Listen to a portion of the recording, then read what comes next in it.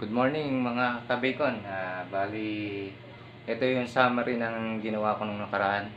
Bali, dito gumawa na ako ng diagram para at least mapadali yung pag-intindi natin. Ito, nai-wiring ko na siya. Bali, te-testing muna natin at ipoprove ko lang sa inyo na gumagana tong ginawa kong diagram. Ito, bali, ganito lang naman to eh. Parang nilabas ko lang naman yung laman loob ng aircon para lang mapadali. Mahirap kasi paliwanag pag hindi mo siya nakikita ng actual.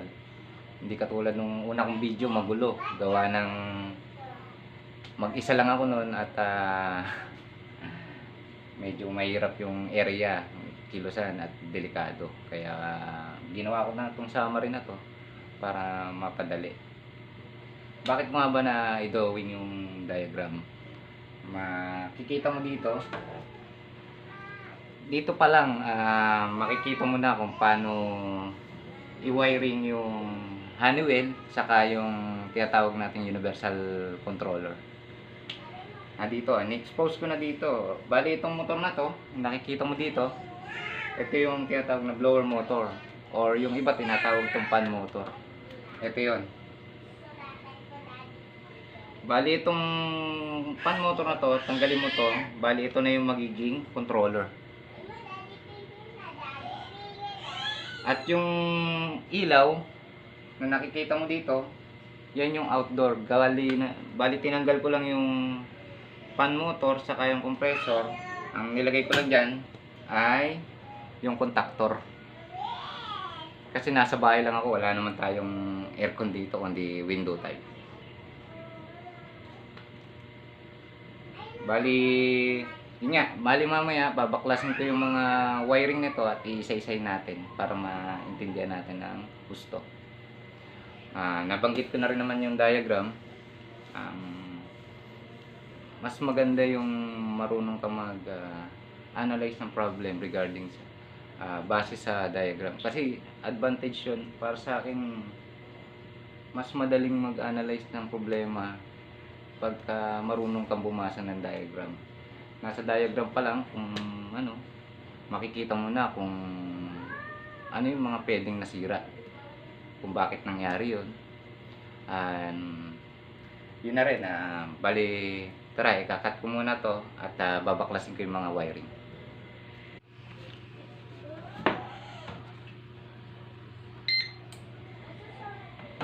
Good morning mga kabacon. Bali, ito yung summary ng ginawa ko nung nakaraan. Bali, dito gumawa na ako ng diagram para at least mapadali yung pag-intindi natin. Ito, nai-wiring ko na siya. Bali, te-testing muna natin at ipoprove ko lang sa inyo na gumagana tong ginawa kong diagram. Ito, bali, ganito lang naman to eh. Parang nilabas ko lang naman yung laman loob ng aircon para lang mapadali. Mahirap kasi paliwanag pag hindi mo siya nakikita ng actual. Hindi katulad nung una kong video, magulo. Gawa ng mag-isa lang ako noon at medyo mahirap yung area, kilusan at delikado. Kaya ginawa ko na itong summary na to para mapadali. Bakit mo nga ba na i-drawing yung diagram? Makikita mo dito. Dito pa lang, makikita mo na kung paano i-wiring yung Honeywell saka yung tinatawag nating universal controller. Dito, ni-expose ko na dito. Bali, itong motor na to, nakikita mo dito, ito yung tinatawag na blower motor or yung iba tinatawag itong fan motor. Ito yon. Bali, itong fan motor na to, tanggalin mo to. Bali, ito na yung magiging controller. At yung ilaw na nakikita mo dito, yan yung outdoor. Bali, tinanggal ko lang yung fan motor saka yung compressor. Ang nilagay ko lang dyan ay yung contactor. Kasi nasa bahay lang ako, wala naman tayong aircon dito kundi window type. Bali, Yun nga, bali mamaya babaklasin ko yung mga wiring nito at iisa-isay natin para maintindihan natin ng gusto. Nabanggit ko na rin naman yung diagram. Mas maganda yung marunong ka mag-analyze ng problem regarding sa base sa diagram. Kasi advantage yun para sa akin, mas madaling mag-analyze ng problema pagka marunong kang bumasa ng diagram. Nasa diagram pa lang kung ano, makikita mo na kung ano yung mga pwedeng nasira, kung bakit nangyari yun. Yun na rin, bali tara, ikakat ko muna to at babaklasin ko yung mga wiring. Okay mga kabacon, balik ulit tayo. Bali nabaklas ko na ngayon yung mga wiring ng natin, aircon. Bali itong ilaw na to, bali ginawan ko lang siya ng paraan para ma-demo natin dito sa maliit nating bahay. Bali ito yung outdoor kung tawagin, ito yung compressor saka yung fan motor. Ginawan ko lang siya ng paraan para ma-prove it lang natin nagagana. Bali ito yung contactor. Madalas nating makita sa outdoor yung tinatawag na single pole or yung two pole kung magnetic contactor. Ito yung fan motor na madalas nating makita sa indoor. Bali ito fan motor na to sa cassette type to galing. Ito na yung gagawin nating pinakang demonstration natin na motor. Tara, umpisa na natin. Bali ito yung una, mag-umpisa tayo sa transformer. Don't worry kung magkamali kayo hindi kayo magkakamali dito kasi sa transformer magkaiba yung socket niya. Kung magkamali kayo, hindi magkakasya. Sige, umpisa na natin. Kabit ko muna yung etong pula, ito yung tinatawag na primary input sa transformer 220.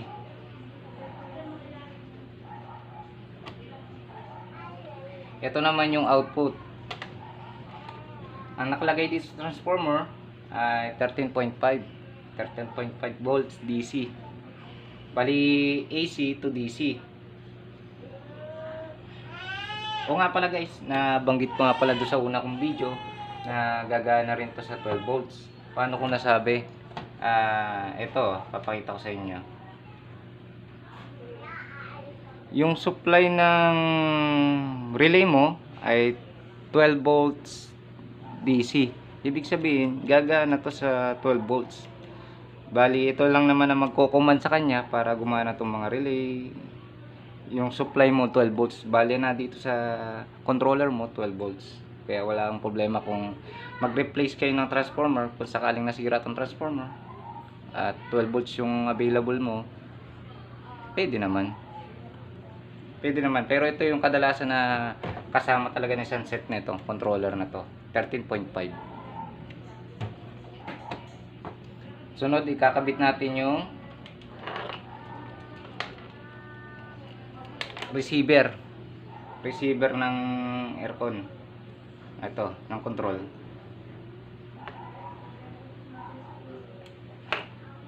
Ito yung thermostat sensor. Thermostat.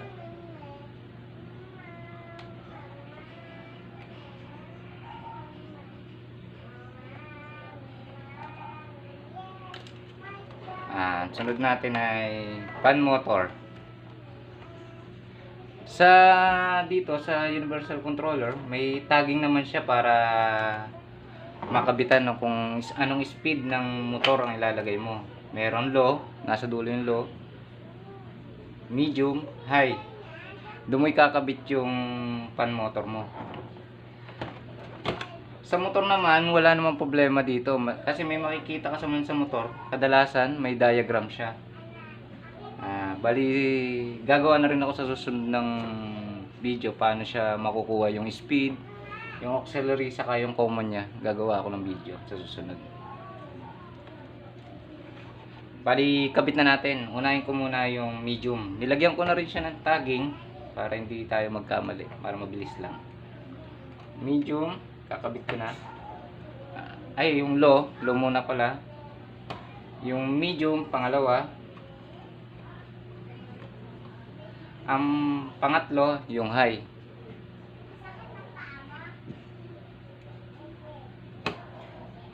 O nga pala ka-bacon, nabanggit ko nga pala nung una kong video na wala siyang slot para sa neutral ng pan motor. Kaya gumawa ako ng jumpy ring. Dito na lang ako ng jumpy ring kasi total na dito lang naman yung control eh. Dito sa neutral ng pan motor, ilalagay ko ngayon siya sa neutral line ng control na may jumper dito papuntang contactor. Mas madali na kasi, mas malapit kasi dito eh. Yun ang ginawa ko. Pero kung ano nyo naman, kung nalilito pa rin kayo, ilalagay ko na lang sa Facebook page ko yung diagram para at least kung pwede nyo kunin doon kung sakaling nalilito kayo. Ilalagay ko na rin sa YouTube description yung ano, yung Facebook page ko para at least makita nyo. Ito na, neutral, and then ang sunod natin ay common. Ang common natin mga kabacon na ito yung galing common mismo ng outdoor papuntang indoor. Yun yung dumaan sa contactor. Para hindi kayo malito, ito yung galing sa papuntang indoor.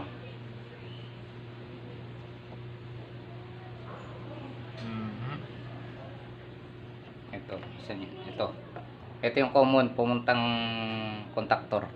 Itong line na to.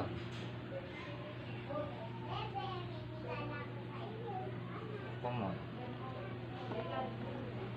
And then ito yung line or tinatawag na hot wire. Hot wire. Ito yun. Ikakabit ko na.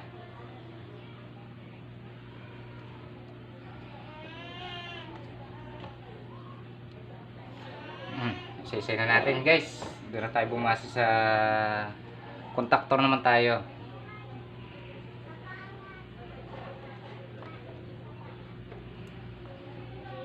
Umpisa tayo sa neutral. Doon total doon naman tayo ano eh.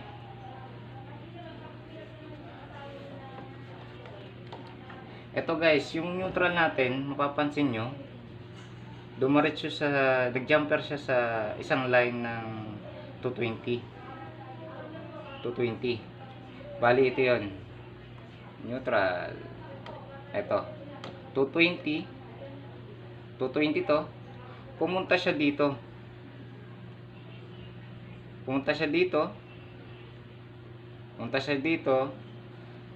Ito, itong supply na to. Ito, nag-jumpering ako dito. Papuntang isang plug. Yung plug natin, ito yun sa breaker.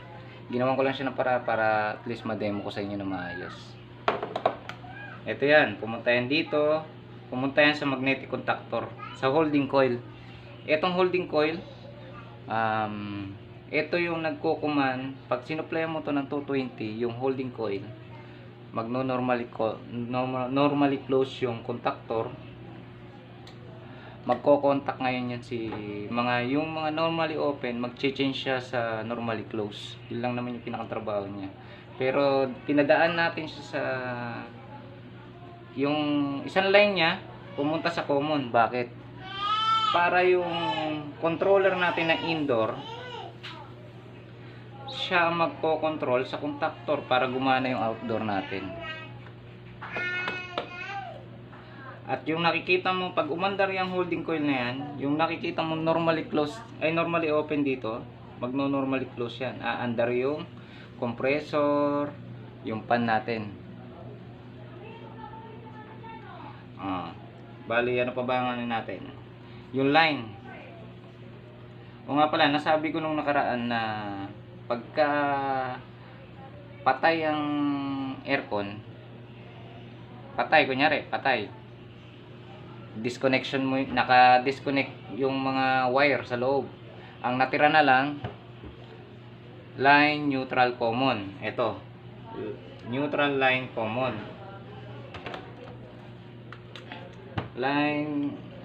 Neutral line common.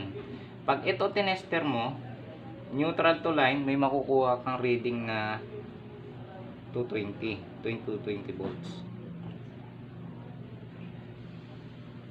Pero pag ito ni-reading mo,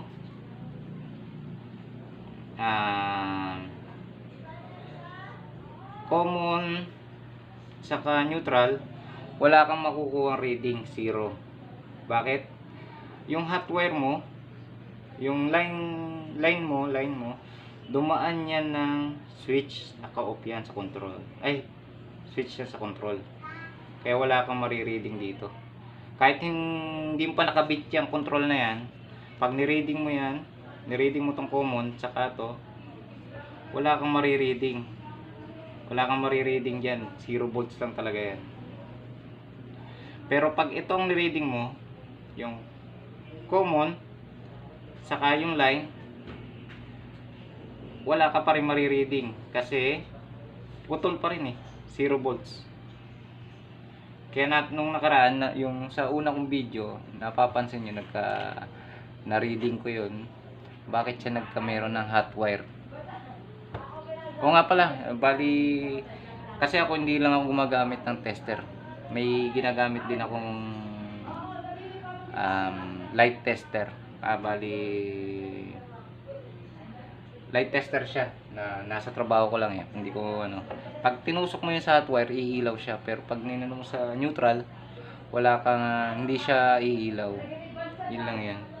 Kaya natitrace ko to. Kung nakikita ko dito, kung hot wire siya yung grounding niya, kung delikado talagang kapitan, nakikita ko talaga siya. Doon sa gamit ko. Test light, ayun, naalala ko na, test light ang tawag doon. Mas madaling gamitin nyo kung live yung tetesterin mo, live. Ibig sabihin, neutral, siya, natitrace niya kung may kuryente. Bale, ano pa ba?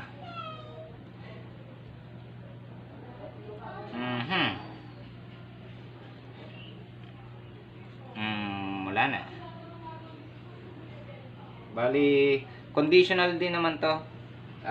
Bali, kung Honeywell yung gagamitin mo, hindi mo na to ilalagay yung transformer na to sa diagram na to. Kasi ang Honeywell, para siyang manual manual mismo talaga. Ito, papakita ko sa inyo. Buti may stock pa ako dito.